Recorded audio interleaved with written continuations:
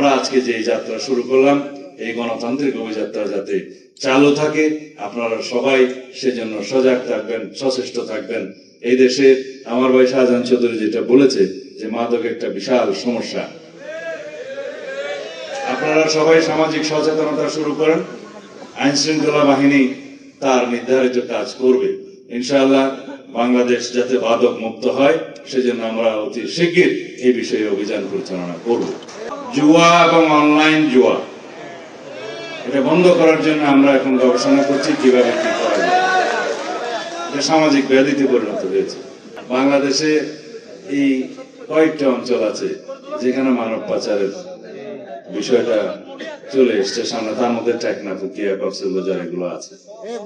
মানব পাচার রোধ করার জন্য ইতিমধ্যে আমরা আইন শৃঙ্খলা বাহিনীকে আমাদের নির্দেশনা দিয়েছি যে সমস্ত পয়েন্টে এগুলো হয় এবং যেখানে যেখানে যায় সে সমস্ত বিষয়গুলো তারা পরীক্ষা নিরীক্ষা করে একদম অর্গানাইজড ওয়েতে সুশৃঙ্খল ভাবে তারা নামবে।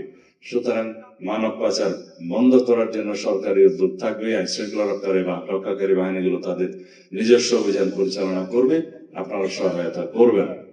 এই বিষয়ে আপনাদের সহযোগিতা সবচাইতে বেশি উল্লেখযোগ্য, কারণ আপনারা ইনফরমেশন দিবেন, আপনারা তথ্য দিবেন কোথায় কি হচ্ছে, তাহলে আইন শৃঙ্খলা বাহিনী সঠিকভাবে আগাতে পারবে।